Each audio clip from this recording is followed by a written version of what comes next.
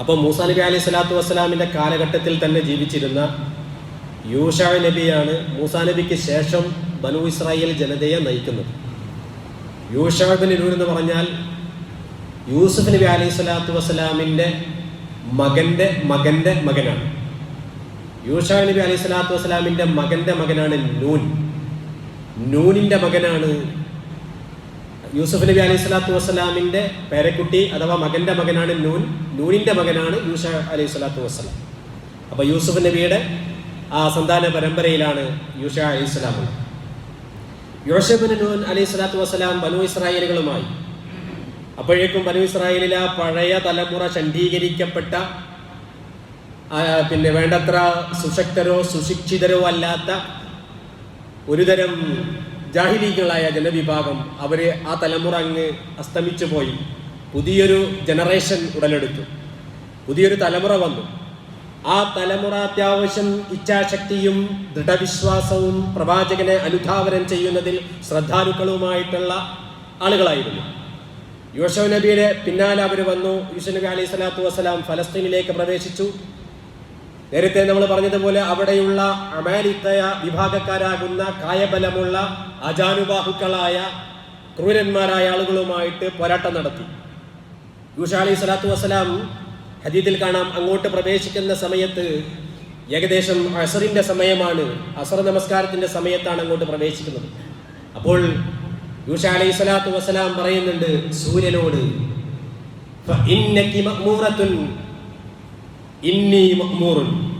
ഹേ സൂര്യൻ, നീയും റബ്ബിന്റെ കൽപ്പന പ്രകാരമാണ് ചലിച്ചുകൊണ്ടിരിക്കുന്നത്. ഞാൻ റബ്ബിന്റെ ദൗത്യവുമായിട്ടാണ് ഇറങ്ങിത്തിരിച്ചിട്ടുള്ളത്. അതുകൊണ്ട് അല്ലാഹുമ്മ ഹ്ബിസ്ഹാ അലൈനാ, പടച്ചവനെ ഈ സൂര്യനെ നീ പിടിച്ചു നിർത്തണേ റബ്ബേ എന്ന് അദ്ദേഹം പ്രാർത്ഥിക്കുന്നുണ്ട്. ആ പ്രാർത്ഥന അല്ലാഹു സ്വീകരിക്കുന്നുണ്ട്. ഏതെങ്കിലും ഒരു പ്രവാചകന് വേണ്ടി സൂര്യനെ പിടിച്ചു നിർത്തിയിട്ടുണ്ടെങ്കിൽ അത് യൂഷാ ഇബ്നു നൂൻ അലൈഹി സ്വലാത്തു വസ്സലാമിന് വേണ്ടിയാണ് എന്ന് പല മുഹദ്ദിഥീങ്ങളും വ്യക്തമാക്കിയിട്ടുള്ളതുമാണ്, മുഫസ്സിറുകളും പറഞ്ഞിട്ടുള്ളതാണ്. അങ്ങനെ അള്ളാഹുവിന്റെ കൽപ്പന പ്രകാരമാണ് സൂര്യൻ ചലിച്ചു. ഒരു അള്ളാഹുവിന്റെ പ്രകൃതിപരമായ പ്രതിഭാസങ്ങളെയും അവന്റെ സൃഷ്ടികളെയും ഒരു സത്യവിശ്വാസി കാണുന്നത് അങ്ങനെയാണ്. അത് പർവ്വതങ്ങളാവട്ടെ, അല്ലെങ്കിൽ ആകാശത്തുള്ള നക്ഷത്രങ്ങളും സൂര്യനുമാവട്ടെ, ഭൂമിയിലെ ജീവനുള്ള ജീവജാലങ്ങളാവട്ടെ, അല്ലെങ്കിൽ അചേതന വസ്തുക്കളാവട്ടെ, ജീവനില്ല എന്ന് നമ്മൾ വിചാരിക്കുന്ന വസ്തുക്കളാവട്ടെ, എല്ലാം മഅ്മൂറത്താണ്, കൽപ്പിക്കപ്പെട്ടുകൊണ്ട് റബ്ബിന്റെ കൽപ്പന പ്രകാരം, നിർദ്ദേശപ്രകാരം. സൂറത്ത് യാസീനിൽ പറയുന്നില്ലേ, വശംസു തജ്രീ ലിമുസ്തഖറിൻ ലഹാ ദാലിക തഖ്ദീറുൽ അസീസിൽ അലീം. അല്ലേ, സൂര്യൻ അതിന്റെ പ്രദക്ഷിണ തലങ്ങളിലൂടെ അതിങ്ങനെ ചുറ്റിക്കൊണ്ടേയിരിക്കുകയാണ്, ഇതിന്റെ സഞ്ചാരപഥം. ദാലിക തഖ്ദീറുൽ അസീസിൽ അലീം, അത് യാദൃച്ഛികമല്ല, അത് പ്രകൃതിയുടെ വെറും പ്രതിഭാസമല്ല, അത് റബ്ബിന്റെ നിർദ്ദേശപ്രകാരം കൽപ്പന പ്രകാരമാണ് ചലിച്ചുകൊണ്ടിരിക്കുന്നത്. അപ്പൊ അത് മഅ്മൂറത്താണ്. മനുഷ്യർ പ്രവർത്തിക്കുന്നതോ അള്ളാഹുവിന്റെ കൽപ്പന പ്രകാരമാണ്. പ്രവാചകനോ റബ്ബിന്റെ കൽപ്പന പ്രകാരമാണ് ഈ ദൗത്യം ഏറ്റെടുത്തുകൊണ്ട് ഫലസ്തീനിലേക്ക് പ്രവേശിക്കുന്നത്. അതുകൊണ്ട് ആ സൂര്യനെ ചൂണ്ടിക്കൊണ്ട് പറയുകയാണ്, ഫഇന്നകി മഅ്മൂറത്തുൻ, നീ കൽപ്പിതമായി പ്രവർത്തിച്ചു കൊണ്ടിരിക്കുന്നവനാണ്. അതുപോലെ വഅന മഅ്മൂറുൻ, ഞാനും അള്ളാഹുവിന്റെ കൽപ്പന പ്രകാരം പ്രവർത്തിച്ചു കൊണ്ടിരിക്കുന്ന രണ്ട് അടിമകളാണ് നമ്മൾ. എന്റെ ദൗത്യത്തിന് റബ്ബിന്റെ സൃഷ്ടിയായ നീ ഒരിക്കലും തടസ്സമാകാൻ പാടില്ല. അതുകൊണ്ട് അല്ലാഹുമ്മ ഹ്ബിസ്ഹാ അലൈനാ, ഈ സൂര്യനെ നീ പിടിച്ചു നിർത്തണേ എന്ന് പറയുകയും ഫലസ്തീൻ ഫത്ഹാകുന്നത് വരെ, വിജയിക്കുന്നത് വരെ സൂര്യൻ അസ്തമിച്ചില്ല എന്നുള്ളതും അതാണ് ഹദീസിൽ നിന്ന് നമുക്ക് മനസ്സിലാക്കാൻ സാധിക്കുന്നത്. അങ്ങനെ യൂഷാ നബി അലൈഹി സ്വലാത്തു വസ്സലാം ബനു ഇസ്രായേലുകളുമായി ഫലസ്തീനിലേക്ക് പ്രവേശിച്ചു. അൽഹംദുലില്ലാഹ്, അല്ലാഹുവിന്റെ അനുഗ്രഹത്തോടുകൂടി വിജയിച്ചു. ഇവർ വലിയ ആജാനുബാഹുക്കളും സുദൃഢഗാത്രരും പോരാളികളും ആജാനുബാഹുക്കളുമാണ് എന്നൊക്കെ കരുതിയിരുന്ന ഈ ക്രൂരന്മാരായ ആളുകൾ പെട്ടെന്ന് തന്നെ അവർ നിലംപരിശായി. കാരണം റബ്ബിന്റെ സഹായം പ്രവാചകനും അവരുടെ അനുചരന്മാർക്കും ലഭിച്ചു.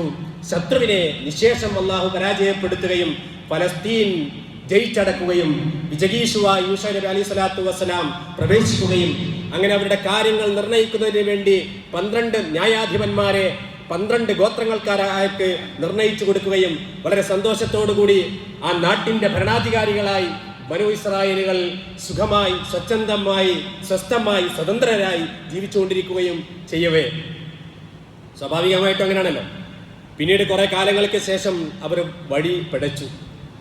അല്ലാഹു സുബ്ഹാനഹു വ തആല പരീക്ഷണങ്ങൾ വന്നു. പരീക്ഷണങ്ങളിൽ അവർക്ക് ഒരുപാട് പരാജയങ്ങൾ ഉണ്ടായി. വീണ്ടും അവരുടെ ശത്രുക്കൾ അവരുടെ മേൽ ആധിപത്യം സ്ഥാപിച്ചു. അങ്ങനെ ഇരിക്കവേ അവർക്ക് വീണ്ടും ഒരു പ്രവാചകൻ അവരിലേക്ക് നിയോഗിക്കപ്പെട്ടു. ആ പ്രവാചകൻ നൂറ്റാണ്ടുകൾക്ക് ശേഷമുള്ള പിന്നീട് സംഭവമാണ് സൂറത്തുൽ ബഖറയിൽ പറയുന്നത്. ആ പ്രവാചകന്റെ പേരാണ് ശമീൽ അലൈഹിസ്സലാത്തു വസ്സലാം.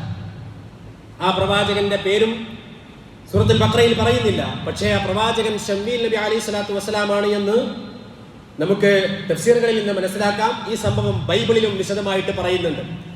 ബൈബിൾ പൂർണ്ണമായിട്ട് നമുക്ക് ഉൾക്കൊള്ളാൻ കഴിയുകയില്ല എങ്കിലും താരതമ്യ പഠനം നടത്തുമ്പോൾ, ഒരു കമ്പാരിറ്റീവ് സ്റ്റഡി നടത്തുമ്പോൾ ഈ സംഭവങ്ങളും അതുമായിട്ട് നമുക്ക് മനസ്സിലാക്കാൻ കഴിയും. വിശദാംശങ്ങളിലേക്ക് നമുക്ക്, അഥവാ ഖുർആനിന് വിരുദ്ധമായ വൈരുദ്ധ്യമായിട്ടുള്ള കാര്യങ്ങൾ, യോജിക്കുന്ന കാര്യങ്ങൾ നമുക്കത് ബൈബിളിൽ നിന്ന് ഗ്രഹിക്കാൻ കഴിയുക, അല്ലെങ്കിൽ നമുക്കത് ഉൾക്കൊള്ളാൻ കഴിയുകയില്ല. പക്ഷെ ഖുർആനുമായി യോജിക്കുന്ന ഭാഗങ്ങൾ നമുക്ക് ബൈബിളിൽ നിന്ന്, അഥവാ ഇഞ്ചീലിൽ, പഴയ ഇഞ്ചീലിൽ നിന്ന്, തൗറാത്തിൽ നിന്ന് നമുക്ക് മനസ്സിലാക്കാൻ കഴിയുന്നതാണ്. പ്രിയമുള്ള സഹോദരന്മാരെ, അത് ആ പരിശുദ്ധ ഖുർആന്റെ ആയത്ത് 246 ആയത്ത് ആരംഭിക്കുന്നതിന് ഇങ്ങനെയാണ്: അലം തറ ഇലൽ മലഇ മിൻ ബനി ഇസ്രായീല മിൻ ബഅദി മൂസ ഇദ് ഖാലൂ ലിനബിയ്യിൻ ലഹും ബഅദ് ലനാ മലികൻ നുഖാതിൽ ഫീ സബീലില്ലാഹ്. മഹാനായ ശമീൽ അലൈഹി സ്വലാത്തു വസ്സലാമിന്റെ കാലം മൂസ നബി അലൈഹി സ്വലാത്തു വസ്സലാമിന്റെ കാലത്തിന് നൂറ്റാണ്ടുകൾക്ക് ശേഷമാണ്. ആ സമയത്ത് അവർ പതിതരായി, അധസ്ഥിതരായി, പീഡനങ്ങളും ബുദ്ധിമുട്ടുകളും പ്രയാസങ്ങളും അനുഭവിച്ചുകൊണ്ട് ജീവിക്കുന്ന സമയത്ത് അവരുടെ പ്രവാചകൻ വാർദ്ധക്യത്തിലേക്ക് കടക്കുന്ന ഘട്ടത്തിൽ അവർ പറഞ്ഞു ശമീൽ അലൈഹി സ്വലാത്തു വസ്സലാമിനോട്, ഞങ്ങൾക്കൊരു രാജാവിനെ നിശ്ചയിച്ചു തരണം. അദ്ദേഹത്തിന് രാജാവായി നിശ്ചയിച്ചുകൊണ്ട് അദ്ദേഹത്തിന്റെ നേതൃത്വത്തിൽ ഞങ്ങളെ മർദ്ദിക്കുന്ന, ഞങ്ങളെ പീഡിപ്പിക്കുന്ന, ഞങ്ങളുടെ സ്വാതന്ത്ര്യം ഹനിക്കുന്ന ആളുകളുമായിട്ട് ഞങ്ങൾ യുദ്ധം ചെയ്യട്ടെ എന്നവർ പറഞ്ഞു. ആ സംഭവത്തെ ഉദ്ധരിക്കുകയാണ് പരിശുദ്ധ ഖുർആൻ.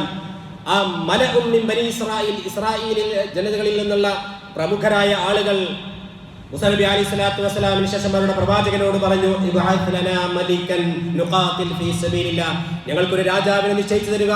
ആ രാജാവിന്റെ നേതൃത്വത്തിൽ ഞങ്ങൾ ഈ ക്രൂരന്മാരായ, ഞങ്ങളെ അടിച്ചമർത്തുന്ന ആളുകളുമായിട്ട് ഞങ്ങൾ യുദ്ധം ചെയ്യട്ടെ. അപ്പോൾ ശമീൽ അലൈഹി സ്വലാത്തു വസ്സലാം അവരോട് ചോദിച്ചു,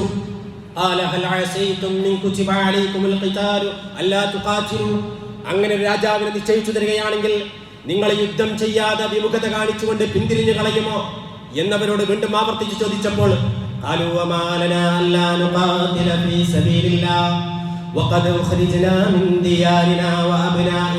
ഞങ്ങൾ എന്തുകൊണ്ട് യുദ്ധം ചെയ്യാതിരിക്കണം? ഞങ്ങളെ വീടുകളിൽ നിന്നും നാട്ടിൽ നിന്നും മാറ്റി പുറത്താക്കുന്ന ഈ ശത്രുക്കളുമായിട്ട് ഏറ്റുമുട്ടുവാൻ ഞങ്ങൾക്ക് ഒരു വിമുഖതയും ഉണ്ടാവുകയില്ല, അവരോട് ഞങ്ങൾ പോരാടുക തന്നെ ചെയ്യും എന്ന് ഈ ആളുകൾ അവരോട് മറുപടി പറയുകയാണ്. ശമീൽ അലൈഹി സ്വലാത്തു വസ്സലാമിനോട് പറഞ്ഞു. അങ്ങനെ എല്ലാത്തിനും സന്നദ്ധത അവർ വാക്കാൽ പ്രകടിപ്പിക്കുകയാണ്. ഞങ്ങൾ പോരാടാം, ഞങ്ങളുടെ ഫലസ്തീനിൽ വീണ്ടെടുത്തുകൊണ്ട് ആധിപത്യം ഞങ്ങൾ നേടിക്കോളാം എന്ന് പറഞ്ഞപ്പോ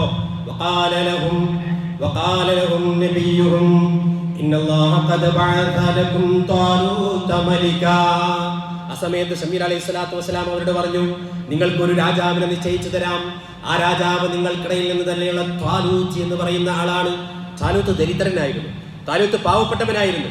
പക്ഷേ ഈ സമൂഹത്തിനിടയിൽ വലിയ സമ്പന്നതയും വലിയ പ്രശസ്തിയും ഒന്നുമില്ലാത്ത താലൂത്തിനെ നിങ്ങൾക്ക് രാജാവായിട്ട് നിശ്ചയിച്ചു തരാം എന്ന് ആ പ്രവാചകൻ അവരോട് പറഞ്ഞപ്പം ആ ജനതയ്ക്കൊരു പിന്തിരിപ്പൻ സ്വഭാവം ഉണ്ടല്ലോ. അവര് പറഞ്ഞു,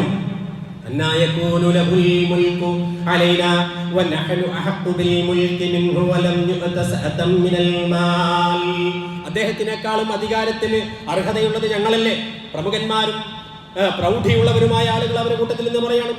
ഈ ത്വാലൂത്തിനേക്കാളും എല്ലാം അതിന് അർഹതപ്പെട്ട ആള് ഞങ്ങളെ കൂട്ടത്തിലുണ്ടല്ലോ. കാരണം എന്താ അവര് പറഞ്ഞത്? അദ്ദേഹത്തിന് സമ്പത്തില്ലല്ലോ, അദ്ദേഹം ഒരു ദരിദ്രനല്ലേ, അദ്ദേഹത്തിന് എങ്ങനെ അധികാരം കൊടുക്കുക എന്ന് പറഞ്ഞപ്പോ ഈ പ്രവാചകൻ അവരോട് പറയുകയാണ്. ആ പ്രവാചകൻ ശമീൽ അലൈഹി സ്വലാത്തു വസ്സലാം പറയുന്നു, ഞാനല്ല ഈ തെരഞ്ഞെടുപ്പ് നടത്തിയത്, സർവശക്തനായ നമ്മുടെ രക്ഷിതാവായ അല്ലാഹുവാണ് താലൂത്തിനെ രാജാവായിട്ട് നിശ്ചയിച്ചു തന്നിട്ടുള്ളത്. നിങ്ങൾ അദ്ദേഹത്തിന് മേൽ ന്യൂനതയായിട്ട് പറയുന്നത് സമ്പത്തില്ല എന്നുള്ള കാര്യമാണെങ്കിലും അല്ലാഹു റബ്ബുൽ ഇസ്സത്ത് അദ്ദേഹത്തിന് ശാരീരികമായ കരുത്തും വൈജ്ഞാനികമായ വിശാലതയും നൽകിയിട്ടുണ്ട് എന്ന് പറഞ്ഞു. പ്രവാചകൻ അവർക്ക് പറഞ്ഞു കൊടുക്കുകയാണ്, നിങ്ങളുടെ രാജാധികാരത്തിന് ആവശ്യമായിട്ടുള്ളത് വലിയ സമ്പന്നതയല്ല, സമ്പത്തല്ല, നേരെമറിച്ച് വൈജ്ഞാനികമായ ഒരു സമൂഹത്തെ മുന്നോട്ട് നയിക്കുവാനുള്ള അറിവ് വേണം. അതോടൊപ്പം ശത്രുവുമായിട്ട് പോരാടണമെങ്കിൽ അതിനുള്ള കായികമായ ബലവും വേണം. അത് രണ്ടും അല്ലാഹു സുബ്ഹാനഹു വ തആല അദ്ദേഹത്തിന് നൽകിയിട്ടുണ്ട് എന്ന് പറഞ്ഞു. അല്ലാഹു സുബ്ഹാനഹു വ തആല ഉദ്ദേശിക്കുന്നവർക്കാണ് അവൻ അവന്റെ അധികാരം നൽകുക. വിശുദ്ധ ഖുർആനാണ്. അല്ലാഹുവിന്റെ വിശുദ്ധ ഖുർആനിനേക്കാൾ നല്ല മറ്റൊരു ഗ്രന്ഥം ഏതുണ്ട്? അല്ലാഹുവിന്റെ ഗ്രന്ഥം പറയുന്ന ചരിത്രങ്ങളല്ലാതെ അതിനേക്കാളും വലിയ ഗുണപാഠം മറ്റെന്തുണ്ട്? പരിശുദ്ധ ഖുർആൻ പഠിക്കുന്നവരും പഠിപ്പിക്കുന്നവരുമാണ് ഏറ്റവും ഉത്തമർ. ഈ സദസ്സിൽ ഞാനും നിങ്ങളുമാണ് ഉത്തമർ എന്ന ആത്മവിശ്വാസത്തോടു കൂടി പറയാൻ നമുക്ക് കഴിയും. കാരണം വിശുദ്ധ ഖുർആനാണ് നമ്മുടെ പ്രതിപാദ്യ വിഷയം. വിശുദ്ധ ഖുർആനാണ് നമ്മൾ പറഞ്ഞുകൊണ്ടിരിക്കുന്നത്, വിശുദ്ധ ഖുർആനാണ് നിങ്ങൾ കേട്ടുകൊണ്ടിരിക്കുന്നത്. അതുകൊണ്ട് ഏറ്റവും ഉത്തമമായ പ്രവൃത്തിയാണ് ഉത്തമമായ ദിവസത്തിൽ, ഉത്തമമായ കർമ്മമായ ജുമുഅയുടെ ദിവസത്തിൽ ജുമുഅക്കൊപ്പം നമ്മൾ നിർവഹിച്ചു കൊണ്ടിരിക്കുന്നത്. അതുകൊണ്ട് പ്രിയമുള്ളവരെ, ഈ പരിശുദ്ധ ഖുർആന്റെ അധ്യാപനങ്ങളെ ഒരിക്കലും അവഗണിക്കാൻ പാടില്ല. ഖുർആൻ പഠിക്കുവാൻ നമ്മൾ മുന്നോട്ട് വരണം. പ്രത്യേകിച്ച് ഖുർആനിലെ ചരിത്ര സംഭവങ്ങളെ ഉൾക്കൊണ്ടുകൊണ്ട് നമുക്ക് ദിശാബോധം നൽകുന്ന, വെളിച്ചം നൽകുന്ന, പ്രകാശം നൽകുന്ന വിശുദ്ധ ഖുർആന്റെ അധ്യാപനങ്ങളെ പൂർണ്ണമായ അർത്ഥത്തിൽ ഉൾക്കൊള്ളുവാൻ നമ്മൾ സന്നദ്ധമാകേണ്ടതുണ്ട്. ഈ സമയത്ത് അവരുടെ നബി അവർക്ക് പറഞ്ഞു കൊടുക്കുകയാണ്, ഈ താലൂത്തിനോ അവർ സമ്മതിക്കാൻ വേണ്ടത്ര ഒരു മനസ്സ് അവർക്കില്ലല്ലോ. അപ്പൊ ഒരു വിമുഖത കാണിച്ചപ്പോ നിങ്ങൾക്കതിന് ദൃഷ്ടാന്തമുണ്ട്, ഞാൻ പറഞ്ഞു തരാം, നിങ്ങൾക്കതിന് തെളിവ് ഞാൻ പറഞ്ഞു തരാം. ഒരു പ്രവാചകൻ അവരോട് പറയുകയാണ്, ആ തെളിവെന്താണ്?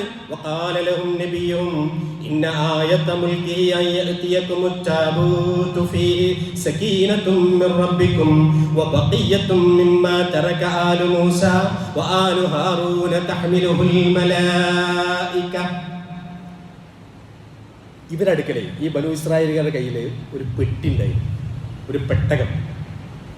ആ പെട്ടകത്തിൽ, ഒരു പെട്ടിയിൽ മൂസ നബി അലൈഹി സ്വലാത്തു വസ്സലാമിൻ്റെ, അതുപോലെ ഹാറൂൻ നബി അലൈഹി സ്വലാത്തു വസ്സലാമിൻ്റെ വടി, തൗറാത്ത്, അവരുടെ അവശിഷ്ടങ്ങളൊക്കെ സൂക്ഷിക്കപ്പെട്ടിരുന്ന ഒരു പെട്ടി. ആ പെട്ടി അവരൊരു സമാധാനത്തിൻ്റെ അടയാളമായിട്ട് അവർ കണ്ടിരുന്നു. ഈ പെട്ടി ശത്രുക്കൾ പോരാട്ടത്തിലൂടെ ഇവരിൽ നിന്ന് കവർന്നെടുത്ത് കൊണ്ടുപോയി. ഈ കവർന്നെടുക്കപ്പെട്ട ആ പെട്ടി മലക്കുകൾ നിങ്ങൾക്ക് തിരിച്ചു കൊണ്ടുവന്നു തരും. താലൂത്തിന്റെ വീട്ടിൽ അത് വെക്കും. അത് തന്നെയാണ് താലൂത്ത് രാജാവായിട്ട് അള്ളാഹുവിനാൽ നിയമിക്കപ്പെട്ടു എന്നതിൻ്റെ ദൃഷ്ടാന്ത തെളിവ് എന്നുള്ളത് രാജാവ് യൂസ നബി അലൈഹി സ്വലാത്തു വസ്സലാം, ഷമീൽ നബി അലൈഹി സ്വലാത്തു വസ്സലാം ഇവർക്ക് പറഞ്ഞു കൊടുക്കുകയാണ്. അപ്പോൾ ആ ദൃഷ്ടാന്തം അവർ കണ്ടു. ആ പെട്ടി അവിടെ എത്തി, അതിലവർ വിശ്വാസം കൊണ്ട്. അപ്പോൾ ഇനി ഏതായാലും ഫലസ്തീനി ജയിച്ചടക്കണമല്ലോ, പിടിച്ചടക്കണമല്ലോ. താലൂത്തിനെ രാജാവായി നിശ്ചയിച്ചിട്ടുണ്ട്. അതിനുള്ള തെളിവും അല്ലാഹു സുബ്ഹാനഹു വ തആല അവർക്ക് നൽകിയിട്ടുണ്ട്. അവർ അതിന് സന്നദ്ധരാണ്. അങ്ങനെ ഫലമ്മാ ഫസല താലൂതു ബിൽ ജുനൂദ്, ആ സൈന്യവുമായിട്ട് താലൂത്ത് തന്റെ സൈന്യവുമായിട്ട് പുറപ്പെടുകയാണ്. ജാലൂത്താണ് അപ്പുറത്തുള്ള സൈന്യാധിപൻ. അദ്ദേഹവുമായിട്ടാണ് യുദ്ധം ചെയ്യേണ്ടത്. അദ്ദേഹം അജാനുബാഹുവാണ്, നല്ല കായബലമുള്ളവരാണ്, ശാരീരികമായ ശക്തിയുള്ളവരാണ്, ആയുധബലമുള്ളവരാണ്. അങ്ങനെ പുറപ്പെടുന്ന സന്ദർഭത്തിൽ അല്ലാഹു സുബ്ഹാനഹു വ തആല ഒക്കെ ഒരു സ്വഭാവം ഉണ്ട് കേട്ടോ, ചില പരീക്ഷണങ്ങൾ പരീക്ഷിക്കും. നമ്മൾ സന്നദ്ധത അറിയിച്ചു കഴിഞ്ഞാലും അള്ളാഹു നമ്മളെ പരീക്ഷിക്കും. ആ പരീക്ഷണത്തിൽ നമ്മൾ വിജയിക്കുമ്പോഴാണ് നമ്മൾ സെലക്ട് ചെയ്യപ്പെടുക, നമ്മൾ തിരഞ്ഞെടുക്കപ്പെടുക. അള്ളാഹു റബ്ബുൽ ഇസ്സത്ത് ഒരു പരീക്ഷണത്തിന് ഇവരെ വിധേയമാക്കുകയാണ്. അപ്പോൾ ഫലമ്മാ ഫസല താലൂത്ത് ബിൽ ജുനൂദ്, ആ സൈന്യവുമായിട്ട് പുറപ്പെടുക. അപ്പം 10,000-കണക്കിന് ആളുകൾ ഉണ്ടാവുമല്ലോ. എല്ലാവരും ഭയങ്കര ആവേശത്തിലാണ്. പീഡിപ്പിക്കപ്പെട്ട, മർദ്ദിക്കപ്പെട്ട, മക്കളിൽ നിന്ന് പുറത്താക്കപ്പെട്ട, വീട്ടിൽ നിന്ന് ആട്ടിയോടിക്കപ്പെട്ട ഒരു ജനത, അതെല്ലാം തിരിച്ചെടുക്കുന്നതിന് വേണ്ടി, സ്വതന്ത്രമാകുന്നതിന് വേണ്ടി, പോരാടാൻ വേണ്ടി സന്നദ്ധമായി മുന്നിട്ടിറങ്ങാണല്ലോ. അപ്പോൾ ആവേശത്തോടു കൂടി അവരിറങ്ങുകയാണ്. ഒരു പ്രവാചകനുണ്ട്, അതോടൊപ്പം ഒരു രാജാവുണ്ട്. ആ രാജാവിന്റെ നേതൃത്വത്തിൽ ഇവരെ ജയിച്ചടക്കാമെന്നുള്ള ശുഭാപ്തി വിശ്വാസത്തോടു കൂടി പുറപ്പെടുന്ന സന്ദർഭത്തിൽ താലൂത്ത് പറഞ്ഞു, ഇന്നല്ലാഹ മുബ്തലീകും ബിനഹരിൻ, ഒരു പുഴ കൊണ്ട് നിങ്ങളെ റബ്ബ് പരീക്ഷിക്കും. ഫമൻ ശരിബ മിൻഹു ഫലൈസ മിന്നീ, ആ പുഴയിലൂടെ നമ്മൾ മറുകര കടക്കണം. ദാഹിച്ചു വലയുന്ന ഉഷ്ണകാലഘട്ടത്തിൽ വല്ലാത്ത കഠിനമായ ദാഹം അനുഭവിക്കുമ്പോൾ പുഴ മുറിച്ചു കടക്കുന്ന സന്ദർഭത്തിൽ നിങ്ങൾക്ക് കഠിനമായ ദാഹമുണ്ടാകും. പക്ഷേ ഫമൻ ശരിബ മിൻഹു ഫലൈസ മിന്നീ, ആ പുഴയിൽ നിന്ന് ആരെങ്കിലും വെള്ളം കുടിച്ചാൽ അവൻ എന്നിൽപ്പെട്ടവനല്ല. വെള്ളം കുടിക്കരുത്, അതാണ് നിർദ്ദേശം, അതാണ് പരീക്ഷണം. ദാഹം ഉണ്ടാകും, വെള്ളം കുടിക്കരുത്. നോമ്പൊക്കെ ഒരു പരീക്ഷണമാണല്ലോ അല്ലേ? അതുപോലെ ഇവർക്കൊരു പരീക്ഷണമാണ്. നിങ്ങൾക്ക് ജയിച്ചടക്കാം ശത്രുവിനെ, പക്ഷെ പോകുന്ന സമയത്ത് പുഴ കണ്ടാൽ അതിൽ നിന്ന് വെള്ളം കുടിക്കരുത്. ഇനി ആരെങ്കിലും വെള്ളം കുടിക്കുന്നുവെങ്കിൽ വമല്ലം യതഅംഹു ഫഇന്നഹു മിന്നീ, അതിൽ നിന്ന് ആരെങ്കിലും വെള്ളം കുടിക്കാതിരുന്നാലോ അവൻ എന്നിൽപ്പെട്ടവനാണ്. ആര് കുടിച്ചില്ലയോ അവൻ എന്നിൽപ്പെട്ടവനാണ്. ആര് വെള്ളം കുടിച്ചോ അവൻ എന്നിൽപ്പെട്ടവനല്ല. ഇല്ലാ മൻ ഇഗ്തറഫ ഖുർഫതൻ ബിയദി, ആർക്കെങ്കിലും അത്യാവശ്യമാണ് എങ്കിൽ കൈകണ്ട് ഒരു കോരി എടുത്തുകൊണ്ട് ഒറ്റ കോരി നിങ്ങൾക്ക് കുടിക്കാം. അതിനപ്പുറത്തേക്ക് വെള്ളം കുടിക്കാൻ പാടില്ല. അത് വലിയൊരു പരീക്ഷണം. കാരണം എന്താ, ഒരു വെള്ളം ഒരു കോരി കുടിച്ചു കഴിഞ്ഞാൽ പിന്നെ വീണ്ടും പൊട്ടിപ്പുറപ്പെട്ടു. നമ്മൾ പറയാനില്ലേ, ഒരു പൊറാട്ട എന്തപ്പം പിന്നെ വിശപ്പ് വല്ലാതെ പൊട്ടിപ്പുറപ്പെട്ടു, 4-5 ഇങ്ങോട്ട് വരട്ടെ എന്ന് പറയില്ലേ, അതേമാതിരി അത് രണ്ടാമത്തെ പരീക്ഷണമാണ്. ഇനി കുടിക്കണമെന്ന് തോന്നുകയാണെങ്കിൽ ചെറിയൊരു ആനുകൂല്യം, ഒരു കോരി കുടിക്കാം. ആ ഒരു കോരി കുടിച്ചു കഴിഞ്ഞാലോ പിന്നെ കൂടുതൽ കുടിക്കണം എന്നുള്ള തോന്നലൊക്കെ ഉണ്ടാകും. പക്ഷെ കുടിച്ചു പോവരുത്. അങ്ങനെ കുടിച്ചവൻ എന്നിൽപ്പെട്ടവരല്ല. അപ്പൊ എന്താ സംഭവിച്ചത്? വളരെ കുറച്ചാളുകളല്ലാതെ ബാക്കിയുള്ളവരെല്ലാം വെള്ളം കുടിച്ചു. വെള്ളം കുടിച്ചാൽ പിന്നെ എന്താ പറ്റുക?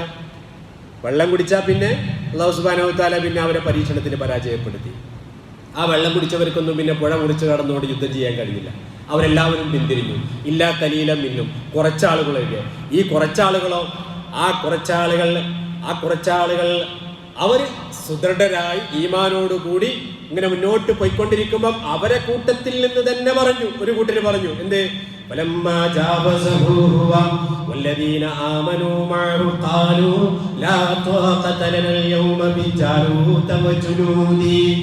കാരണം ജാലൂത്തിന്റെ ഭീമാകാരമായ സൈന്യത്തെ കണ്ടപ്പോൾ, ഇവരാണെങ്കിലോ 310 പേരാണ്ടത്. ഈ ചെറിയ സംഘം, ബാക്കിയുള്ളവരൊക്കെ ആയിരങ്ങൾ പിന്തിരിഞ്ഞു പോയി. വെള്ളം കുടിക്കാത്തവര് 300 ചില്ലാൻ ആളുകൾ. ബദറിലൊക്കെ ഉണ്ടായിരുന്ന 313 പോലെ 310 എന്ന് പറഞ്ഞവരുണ്ട്, 313 എന്ന് പറഞ്ഞ മുഫ്സറുകളൊക്കെ ഉണ്ട്. ഏതായാലും 300 ചില്ലാനം ആളുകൾ മാത്രമാണ്. പിന്നീട് ആ 300 ചില്ലാനത്തിൽ തന്നെ ഈ വലിയ സൈന്യത്തെ കണ്ടപ്പം പറഞ്ഞു, ഈ താലൂത്തിന്റെ സൈന്യത്തെ നേരിടാൻ നമുക്ക് കഴിയില്ലട്ട എന്ന് പറഞ്ഞപ്പം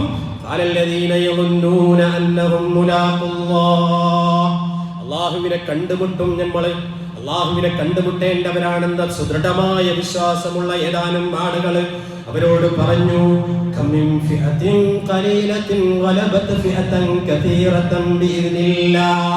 അള്ളാഹുവിന്റെ സമ്മതപ്രകാരം എത്രയെത്ര കൊച്ചു സംഘങ്ങളാണ് വലിയ വലിയ സംഘങ്ങളെ പരാജയപ്പെടുത്തിയിട്ടുള്ളത്.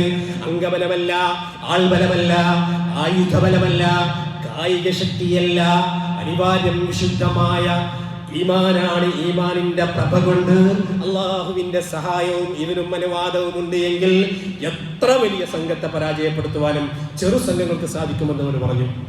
അങ്ങനെ അവര് മുന്നേറി. ആ ജാലൂത്തിന്റെയും സംഘത്തെയും കണ്ടുമുട്ടിയപ്പം ഈ കൊച്ചു സംഘം റബ്ബിനോട് പ്രാർത്ഥിച്ചു, റബ്ബനാ അഫ്രിഗ് അലൈനാ സബ്റൻ വതബ്ബിത് അഖദാമനാ വൻസുർനാ അലൽ ഖൗമിൽ കാഫിരീൻ. അല്ലാഹുവേ, ഞങ്ങൾക്ക് നീ ക്ഷമ ചൊരിഞ്ഞു തരണമേ അല്ലാ, നിന്റെ സഹായം ഞങ്ങൾക്ക് നൽകണമേ അല്ലാ. വല്ലാത്തൊരു ദുആണ് കേട്ടോ. പ്രതിസന്ധി കാലഘട്ടത്തില്, കെട്ട കാലഘട്ടത്തില്, ശത്രു ഭീഷണി ഉണ്ടാകുമ്പോ ഓരോ സത്യവിശ്വാസിയും അവൻ ദുആ ചെയ്യേണ്ട ദുആണ്. റബ്ബനാ അഫ്രിഗ് അലൈനാ സബ്റൻ വതബ്ബിത് അഖദാമനാ വൻസുർനാ അലൽ ഖൗമിൽ കാഫിരീൻ. അല്ലാഹുവേ, ഞങ്ങൾക്ക് ക്ഷമ, സ്ഥൈര്യം, ഉറപ്പ്, ചങ്കുറപ്പ്, ധൈര്യം, സ്ഥൈര്യം നീ വർദ്ധിപ്പിച്ചു തരണേ അല്ലാഹുവേ. സത്യനിഷേധികൾക്കെതിരെ ഞങ്ങളെ നീ സഹായിക്കണമേ എന്ന ദുആ അവർ ചെയ്തു. അങ്ങനെ ദുആ ചെയ്തുകൊണ്ട് അവർ മുന്നേറിയപ്പോൾ അല്ലാഹുവിന്റെ സമ്മതപ്രകാരം അവർ മുന്നേറി.